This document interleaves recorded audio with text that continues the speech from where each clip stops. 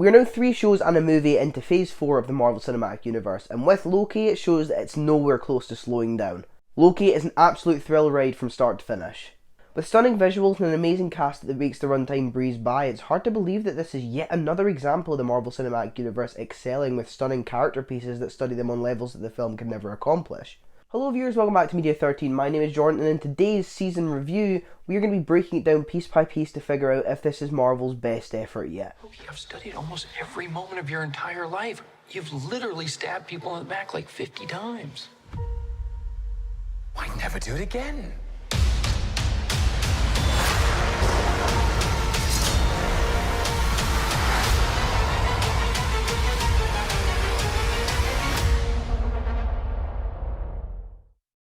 Come on, what did you expect?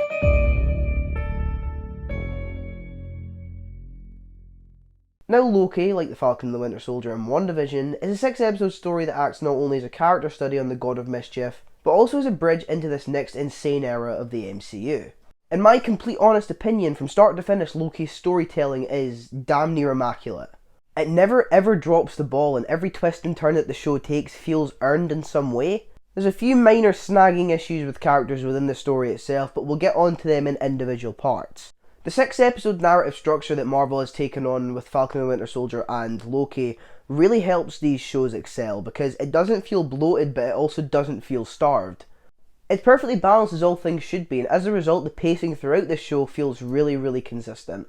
For me it works really because it's not like anything we've ever seen in the MCU before, and I feel like I've been saying that a lot recently. But like most films and the 2 TV shows up until now, for the most part they are action driven. They don't have a whole lot of character development when the action kicks in. Loki, for at least 80% of this show, is just people talking, and I absolutely adore that.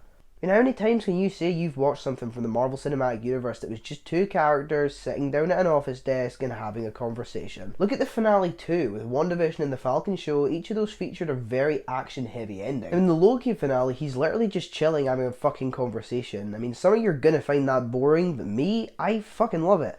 Even with that, Loki is wildly different in so many ways. It's easily Marvel's most creative venture yet, and I hope the success of it inspires them to go and try other wacky ideas, because honestly, I'm shocked at how well it works.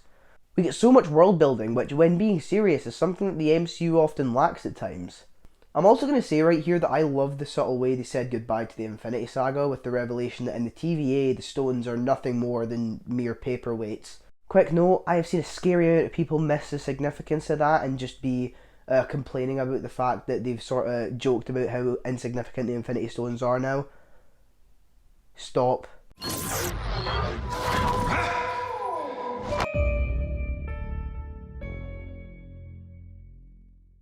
Now Loki is our central character with this show, obviously. The show does exactly what WandaVision or the Falcon show did for those characters.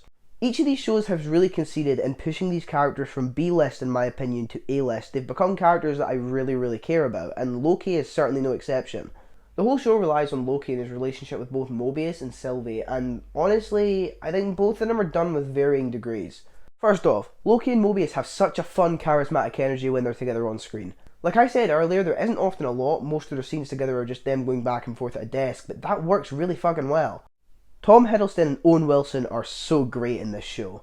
Every bit of dialogue feels natural, and you can tell they're putting 110% into their performances. However, that's not something we're necessarily new to. Since Tom Hiddleston became Loki back in 2011, he's consistently shown passion and care for the character. I was someone who didn't care about him all that much in the films. To me, he's used too often as a gag or a punching bag. With this show, Tom keeps up his usual act, and I found myself really loving Loki because I'm finally seeing the true potential of what the character can do. Tom Hiddleston's continuous passion for this character in retrospect has made Loki one of the MCU's best characters for me. And that has been a long time coming, because so many people from the beginning have loved this character, and now I finally see why.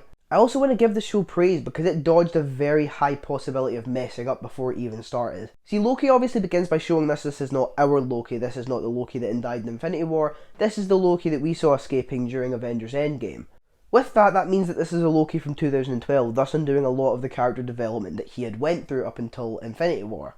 He's not that Loki who sacrificed himself for Thor, he's a Loki who a few days beforehand was hell bent on the enslavement of the human race. Now normally I'd say no to rebooting a character like this, but with Loki I think they do it really well. Loki might have had a pretty lengthy run in the main timeline, but did he have much of an arc?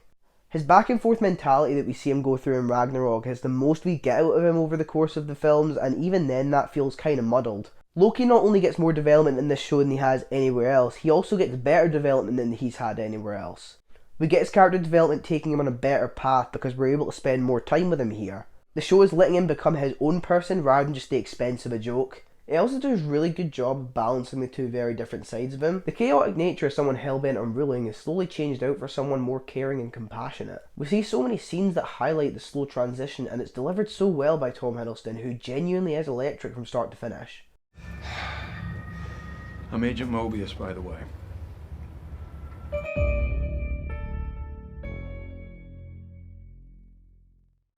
Mobius, played by Owen Wilson, is great as well, and if I had to sum up his performance in one word, it'd be wow. Now, Mobius gets extra praise because he has officially become the first MCU side character that I have actively loved. Maybe it's because they actually do something with him instead of making him the side character. He has his own story within this story, his own arc that he goes through, and it helps me empathise with him a whole lot more than I have with other side characters in films. Going back to his dynamic with Loki, I do 100% think they are the strongest dynamic in this show. Loki's dynamic with Sylvie is a whole other thing, but Loki and Mobius give off such calming vibes as a duo, and it's one of my favourite partnerships in the MCU to date. They start off with Loki opposed to Mobius and everything he stands for, but with the final time they meet ending with a hug, this shows how much of an effect Mobius has actually had on the God of Mischief. I'm actively rooting for this guy, and a large part of that comes from Owen Wilson's charm.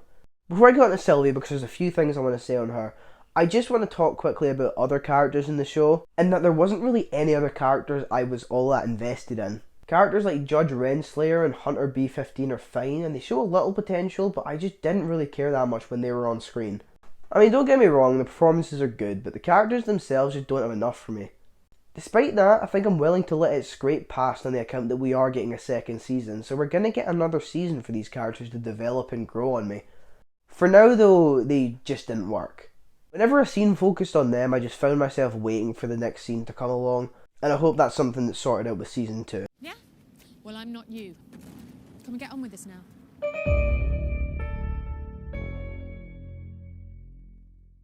Now we have to move on to Sylvie, and before I say anything else, I want to see more of her. I do like her for the most part. I think she starts off as a very interesting character, to be honest. My issues aren't with her characterization, rather the romance between her and Loki, so let's give that its own little rant, shall we? To all those 16-year-olds who just cheered thinking I was going to bash this ship, you can cry because it's not what you think it is. The whole angle of this relationship is fine, the concept is fitting, and for the love of God, stop calling this incest because they're not fucking related. And please, please, please, stop using this fake, made-up bullshit reasoning to hate it. Self-cessed. Have you ever heard of that? I certainly fucking haven't, and that's probably because it's not real.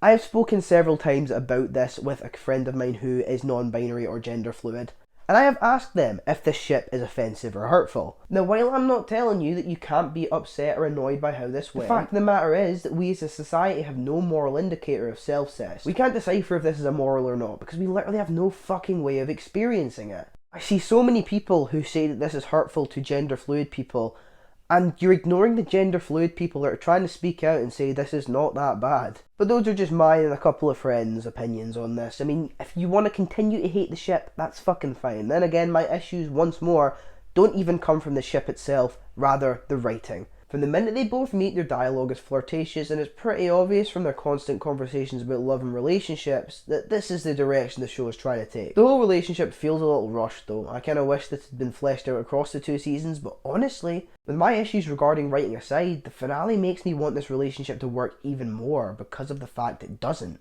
Likely chances are you've seen this show by now, so you know it doesn't work out, and this only makes Sylvie's betrayal even more heartbreaking for Loki moving forward. I mean, this is one of the first times we've seen Loki genuinely be honest with someone, and we as an audience know this. We watched Tom pour his heart into this performance only for Loki to finally be the one on the end of the knife. And honestly, that shit is really thematically satisfying. It brings his whole angle of love being a dagger full circle, and that's honestly kinda sad that people don't see that. Not what you were expecting, hmm?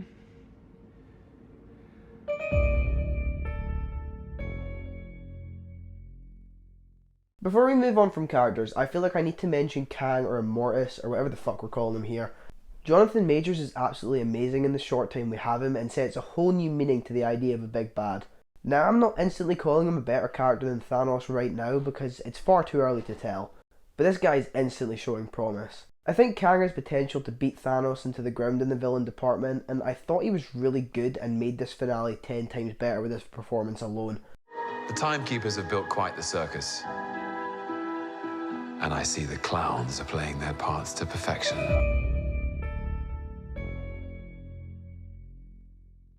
Another thing in retrospect that I really wasn't happy with about this show was the lack of representation, or acknowledgement of that representation. You know, week in, week out, I saw people increasingly frustrated at the fact that Loki's gender fluid nature wasn't being talked about in the show enough.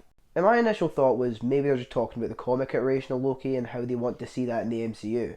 Which is why I was absolutely shocked when I asked the question on Twitter and got a reply from someone on there, showing that he's canon gender fluid in the show as well. And the fact that this, along with some cryptic bullshit line, is all we have, with the showrunners praising the representation in the show, is fucking awful. And I genuinely hope they delve more into it in season 2 because it's something that the MCU desperately lacks.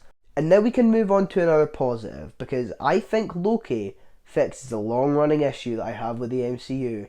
A long-running issue that was in Black Widow, and I talked about it in the Black Widow video. What is this about? This isn't about you.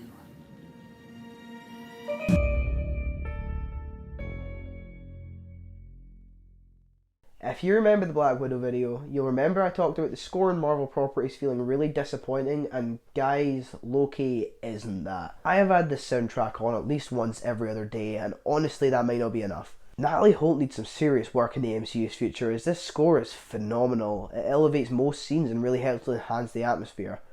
Special praise goes to the TVA theme and also Roxcart 2050. You know, I never thought I'd see the day where we saw a reversal in Marvel properties where the music is actually helping a limping action sequence, because my god, the action leaves you really wanting more. It's not to say it's awful, but in relation to what they've done before, it's certainly underwhelming. Sometimes it's nothing major, the editing and pacing of each fight can sometimes be a bit wonky, and I'm hopeful they improve it in season 2. But being completely real with you, I honestly wouldn't care if they chose to ignore that and instead double down on what genuinely worked with this show.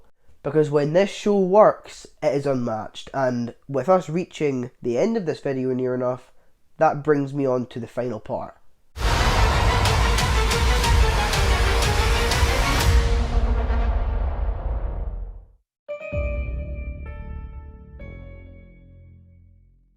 Loki was a fantastic time from start to finish. It's breathed new life into the MCU and genuinely has me fucking excited for what's coming in the near future.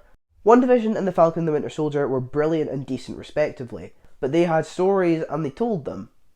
It's an open and shut book, but Loki in 6 episodes has not only told a full story, but also a small part of a much larger one. And that has me anticipating everything that Marvel is about to do. I want more Loki, I want more Sylvie, more Mobius. I'm rooting for characters like Renslayer and Hunter B-15 to grow on me now. I want to see what this world has to offer. Loki fills me with so much hope for this universe now and everything that's going to be coming. The show is ambitious and pulls out every stop to make sure it earns its place among the MCU's best.